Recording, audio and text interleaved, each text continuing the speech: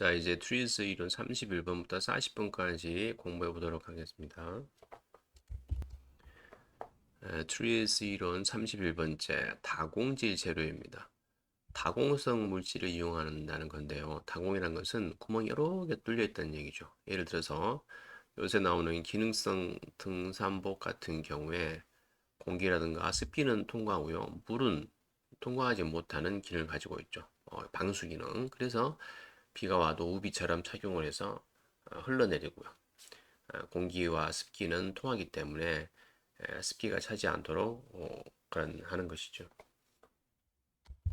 또 하나의 사례를 보면 아이들 기저귀가 있습니다. 아이들이 기저귀 속에 물을 흡착하는 재료들이 있고요. 피부와 닿는 면에 비닐이 있죠. 그런데 그 비닐이 물이 통과하도록 수천 수만 개의 조그마한 구멍들이 뚫려 있어요. 이것이 다공질 재료의 하나의 사례가 되겠습니다. 자, 기타 다공질 재료에 대한 사례들, 골프채나 자동차에 쓰이는 재료들도 다공질을 적용해서 만들어지고 있어요.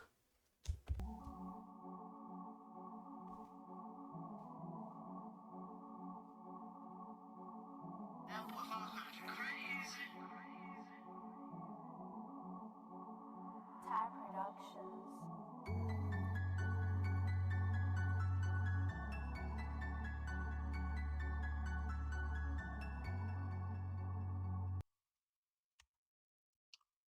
방금 온도에 따라서 옷이 색깔이 변하는 영상을 보셨는데요. 32번째 이론 광학 특성 변경입니다. 색상이나 명암을 변화시킨다는 건데요. 선글라스 중에 밖에 나가면 햇빛을 받으면 안이 까매지고 안에 들어오면 다시 밝아지는 이 선글라스가 있죠. 옷도 마찬가지입니다. 외부에 햇볕이나 열이 강할 때 시원하게 이것들의 구조가 변하고 또 추우면 따뜻하도록 하고 더우면 시원하도록 하는 카멜레온 옷이 있어요. 또 옷 중에 이런 옷도 있습니다. 환경에 따라서 옷 색깔이 변하는 겁니다. 일명 카멜레온 옷인데요. 이건 역시 광학 특성 변경의 사례라고 볼 수 있습니다. 33번째 이론은 동질성입니다. 동질성을 가진 물질이나 재료와 작용을 하게 하는 겁니다. 우리가 집에 에어컨이 두 대의 경우에 실외기를 두 대를 가지고 있는 경우도 있지만 요새 트렌드는 하나의 실외기를 이용해서 두 대의 에어컨을 이용하는 기술을 많이 쓰고 있죠. 또 요새 천장형 에어컨은 히트도 돼요. 에어컨도 되고 이런 동질성을 갖고 있는 거죠. 또 요즘에 나온 신형 세탁기는 세탁기가 건조기도 되는 일체형 세탁기가 뭐 판매가 지금 되고 있죠. 이런 것들이 동질성 이론에 해당됩니다. 34번째 이론은 폐기와 재생입니다. 냉장고는 원리 자체가 에어컨하고 똑같아요. 차가운 공기를 냉장고 속에 보내는 겁니다. 우리 에어컨에서 뭐가 발생하죠? 물이 발생합니다. 물은 자연적으로 밖으로 빠져나가도록 하는데요. 냉장고 같은 경우에는 이러한 냉각에서 나오는 물을 어떻게 해결할까요? 네, 냉장고에서는 열나는 부분이 있어요. 네, 뜨거워지는 부분. 그래서 그 열로 열판을 만들고 그 열판 위에 물이 떨어지도록 하죠. 자연 증발 시켜버리는 겁니다. 이 기술은 오랫동안 사용이 되었고요. 요즘에 뭐 새로 나온 기술은 다른 방법으로 이것을 해결한다고 합니다. 이것이 폐기와 재생 사례에 해당됩니다. 자, 35번째는 파라미터 변경입니다. 속성을 변화시킨다는 뜻인데요. 브레이크는 에, 지난 시간에 설명드린 것처럼 유압식 브레이크가 가장 흔하죠. 브레이크 시스템인데요. 보다 빨리 강하게 브레이크를 만들 수 없을까 해서 보완해낸 것이 바로 화학 브레이크입니다. 이게 뭐냐면 어떠한 물체에 전기를 가면 고체로 변하는 거야. 물론 한꺼번에 고체로 변하는 게 아니고 서서히 고체로 변해가죠. 바로 이것을 이용해서 브레이크 시스템을 만든 것입니다. 갑자기 액체가 고체로 되면 제동이 걸리겠죠. 전기를 서서히 가하면 서서히 고체로 변하고요. 이렇게 해서 만든 브레이크가 가장 빨리 반응하는 브레이크가 된다고 합니다. 이것이 바로 파라미터 변경의 하나의 사례가 되겠습니다. 36번째 이론은 상태 전이입니다. 상태의 전이를 이용해서 무언가를 하는 건데요. 에어컨은 어디에 상태 전이가 있을까요? 바로 액체가 기화되는 겁니다. 액체가 기체로 되면서 열을 뺏어가는 거죠. 그 냉각을 이용해서 에어컨, 냉장고가 작동을 하는 겁니다. 옛날에 우리 조상들은 그 화강암 큰 돌을 쪼갤 때 어떻게 했을까요? 그 화강암을 쪼개서 또 비석도 만들고 건물의 기둥도 만들고 대들보도 만들고 했는데 어떻게 화강암을 그렇게 두부 자르듯이 잘랐을까? 그 기술이 바로 상태 전이입니다. 크고 단단한 바위를 어떻게 잘랐을까요? 바로 물을 이용했답니다. 여름철에는 물에 잘 부푸는 나무를 바위에 끼우고 뜨거운 물을 부어 나무의 부피가 늘어나는 것을 이용하여 바위를 잘랐습니다.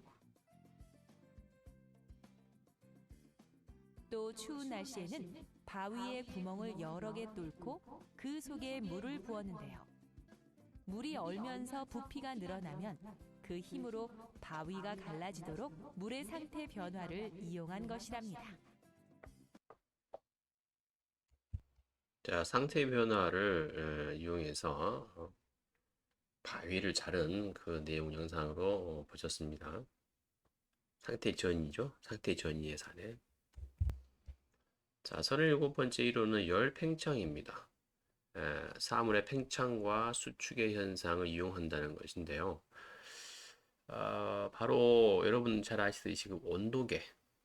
온도계는 수온이 더워지면 팽창하죠. 쭉 올라갔다가 또 추우면 수축합니다. 이제 온도가 내려가는 거죠. 이것을 이용해서 온도계를 만들었습니다.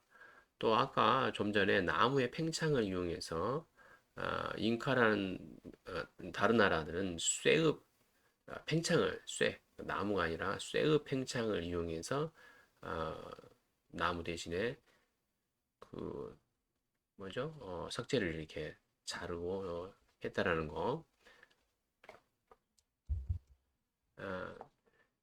쇠를 박은 다음에 여기다 불을 지펴요. 그러면 쇠가 팽창하는 거죠. 그러면서 바위가 이렇게 쪼개지는 그런 사례가 되겠습니다. 온도 자동 조절 옷도 역시 마찬가지입니다. 온도에 따라서 옷감의 구조 형태가 수축, 팽창하도록 만들어진 겁니다. 그래서 더우면 사이사이 공간이 늘어나서 공간이 잘 통하고 추우면 수축해서 공기를 차단하고 이렇게 만든 옷이 자동 온도 조절 옷이죠. With terrifying speed, an avalanche can rumble down a mountain slope, burying everything in its path under a lethal blanket of snow. Each year, about 150 people in Europe and North America die from avalanches. Large ones can wipe out forests and erase mountain villages. Avalanches come in many forms. Some, called slough, consist of sliding loose snow. Others, called slab avalanches, occur when large sections of the snowpack crack off and crash down the slope. 방금 눈사태에 대한 영상을 보셨는데요. 트리지의 38번째 이론 강산화제입니다. 이건 뭐냐면 가속화시킨다는 거예요. 스키 타는 사람들이 가장 무서워하는 게 바로 그 눈사태입니다. 눈사태로 해마다 스위스, 스웨덴 이런 데서 많은 사람이 죽습니다. 그래서 어떻게 눈사태를 예방하느냐 하면 눈이 오면 헬리콥터가 다니면서 이 헬리콥터 소리로 진동을 냅니다. 그러면 무너지고 그래도 안 무너지는 게 있으면 거기다가 다이너마이트를 터치죠. 그러면 다이너마이트의 큰 힘에 의해서 쌓여있는 눈이 다 밑으로 흘러내립니다. 이렇게 가속화를 시킨다는 얘기죠. 강산화제의 사례라고 볼 수 있습니다. 트레이즈 39번째 이론은 불활성 환경입니다. 이거는 바로 이전에 38번째 이론하고 정반대 이론인데요.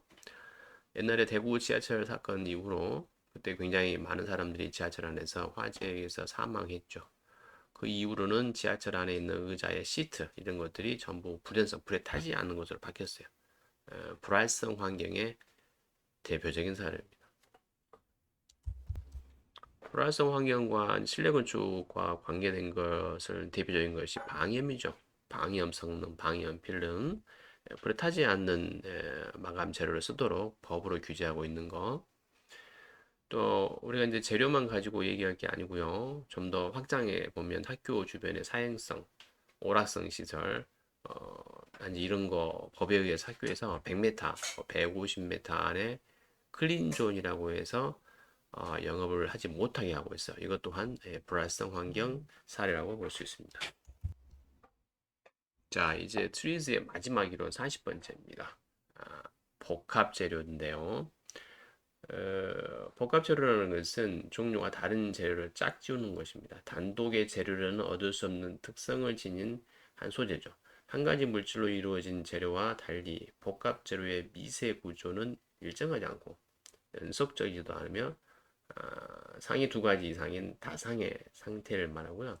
항공기 재료의 변체를 보면 예전에 천에서 목재나 천, 철제 그리고 근대기의 금속에서 요즘엔 전부 금속 혹은 이 복합 재료를 쓰고 있습니다. 금속 하나로는 어떤 거든지 강철처럼 단단해질 수 없습니다. 그래서 합금으로 단단하게 만들죠. 우리가 흔히 말하는 가장 단단한 쇠 뭘까요? 가장 단단한 쇠가 필요한 곳이 어디겠습니까? 바로 무기입니다. 옛날에 중국에서 썼던 창이나 금 같은 거 진나라 때도 이미 합금으로 무기를 만들었다고 합니다. 그러면 조금 전에 말씀드렸지만 우리가 물질의 복합 재료뿐만이 아닙니다. 우리가 아주 큰 창의적인 아이디어가 필요한 프로젝트가 있다고 봅시다. 예를 들어서 달나라에 사람을 보낸다든가, 물론 벌써 옛날에 갔지만 그렇다고 치면요. 또 뭐 새로운 큰 프로젝트를 할 때 다양한 전문가들 모아서 프로젝트를 진행하는 방식 역시 복합 재료라고 볼 수 있는 겁니다. 자, 트리즈를 이용한 창의적인 창의 문제를 한번 보도록 할까요? 신문사에서 하루에 수십만 부의 신문을 찍는데요. 하나하나 붓으로 어떻게 쓸까요? 누가 침을 발라가면서 하나하나 몇 장인지 다 셀 수는 없겠죠. 그 신문이 완성돼서 벨트 라인을 지나갈 때 조그마한 막대기 같은 게 있어서 거기 지나갈 때마다 이게 타타타타타타 소리를 내는 거죠. 이걸 리코딩하는 기계가 그거를 읽고 신문 부수를 산정을 한다고 합니다. 또 산림지대에서 통나무를 열차에 싣습니다. 몇 개인지 어떻게 할까요? 실어놓고 그걸 다 셀 수가 없습니다. 그런데 이제 빛을 쐬서 빛이 통과하고 통과하지 않는 그 원리를 이용해서 통나무가 몇 개냐 이렇게 개수를 센다고 하죠.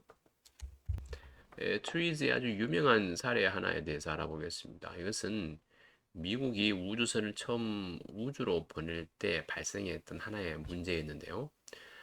우주선 외벽에 붙이는 전구에 관한 문제였어요. 그러니까 이 전구는 지구상의 기압과 우주에서의 기압 차이에 의해서 쉽게 파손될 수 있다라는 전구가 파손된다. 아무리 생각해봐도 이 문제를 해결할 수 없었습니다. 그래서 미국의 과학자들은 러시아의 트리즈 과학자한테 의뢰를 하게 된 거죠. 야, 어떻게 하면 우주에 나가서도 전구가 안 깨질까? 어떻게 하면 해결할까? 하고 물어봤는데요. 러시아대 과학자들은 아주 오히려 간단했습니다. 답이 트리즈를 이용해서 이 문제를 해결했는데요. 우주는 진공 공간이기 때문에 이 필라멘트를 보호할 필요가 없다. 우주 자체가 바로 진공관이라는 겁니다. 이렇게 러시아 과학자들은 간단하게 이 문제를 해결했습니다. 자, 오늘 트리즈 이론 31번째부터 40번까지의 이론들을 공부해 봤고요. 각각의 이론에 대한 사례들을 봤습니다. 이것으로 트리즈에 대한 이론의 공부는 끝납니다. 이제 여러분이 여기서 배운 트리즈 이론을 직장이나 살아가는 데서 발생하는 문제를 해결하는 데 잘 활용하시기 바랍니다.